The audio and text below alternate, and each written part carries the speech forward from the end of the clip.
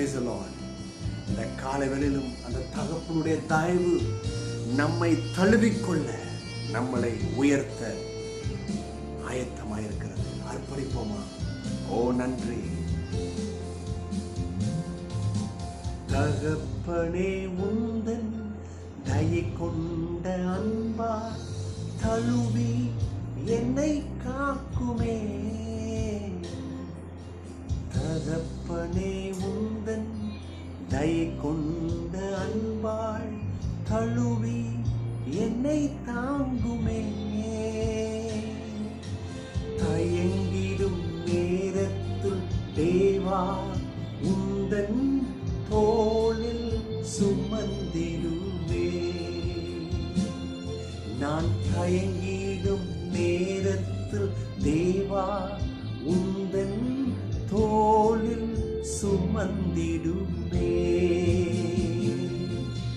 கர்த்தாவே, நான் நிலையற்றவன், என் கால்களை ஸ்திரப்படுத்தும். என் கர்த்தாவே, நான் நிலையற்றவன், என் கால்களை ஸ்திரப்படுத்தும். என் பலனும் நீரே, என் கோட்டையும் நீரே, உம்மை தேடுகிறேன். சொல்லுவோமா? என் பலனும் என் கோட்டையும் நீரே, உம்மை வாஞ்சிக்கிறேன். இந்த காலங்களிலே நம்முடைய கால்கள் தள்ளாடி போயிருக்கலாம், சோர்ந்து போயிருக்கலாம். இந்த காரியங்கள் கை கூடலையே, நடக்கலையே, என்ன நடக்கும்? தள்ளாடி போயிருக்கிறீங்களா?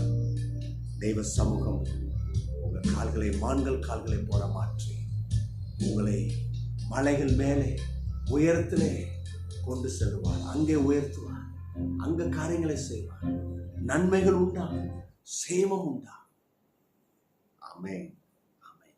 தேவ மக்களே, இந்த காலை வேளையிலும் கூட நெகேமியா 13ஆம் அத்தியாயம் 31ஆம் வசனம், அதுல ஒரு பகுதி, என் தேவனே எனக்கு நன்மை உண்டாக என்னை நினைத்தரலும். இது நெகேமியா செய்கிற ஒரு அழகான ஜெபம். இந்த ஜெபத்தை கொஞ்சம் கவனிங்க. இந்த ஜெபம் நம்முடைய ஜெபமா மாறும். அதுக்கு தான் இன்னைக்கு காலையில் ஆவியானவர் இந்த வார்த்தை கொடுக்குறார். நல்லா கவனிங்க. தேவனே எனக்கு நன்மை உண்டாக என்னை நினைத்தரணும் அப்படின்னா, this is the prayer of நெகேமியா. இது நெகேமியோட ஜெபமாக இருக்கு. இந்த நெகேமியா கர்த்தர் என்னமோ மறந்துட்டாரு, இவர் போய் ஏதோ ரிமைண்டர் கொடுக்குறாரு. ரிமைண்டர் கொடுத்தோன்னா தான் கர்த்தர் செய்ய முடியும். ஏன்னா கர்த்தருக்கு ஏகப்பட்ட வேலை தான். ஆனால் கர்த்தர் மனுஷன் கிடையாது மறக்கிறதுக்கு. அவர் வார்த்தை சொன்னால் அதை நிறைவேற்றுவார். அப்போ ஏன் இந்த வார்த்தையை நெகேமியா வைக்கணும்? எனக்கு நன்மை உண்டாக என்ன நினைத்தரணும்னா, அப்போ கர்த்தருக்கு இது எதுவும் ஞாபகப்படுத்துகிற மாதிரில இருக்கு. ஞாபகப்படுத்தலை. இந்த வார்த்தை, இந்த ஜெபத்தில் இருக்கிற அற்புதமான காரியம், ஒரு மகத்தான காரியம் என்னன்னு சொன்னால், ஆண்டவரே நீர் என்னை நினைப்பீர், எனக்கு நன்மை செய்வீர் என்பதை நான் நம்புகிறேன். அந்த நம்பிக்கையை நான் அறிக்கை செய்கிறேன். அந்த நம்பிக்கையின் அறிக்கை தான் அந்த ஜெபம். இன்னைக்கு எத்தனை பேர் உங்கள் வாழ்க்கையில் சில சூழ்நிலையை பார்த்து நம்பிக்கையே இல்லை, இனி நடக்குமான்னு எனக்கு தெரில பிரதர்.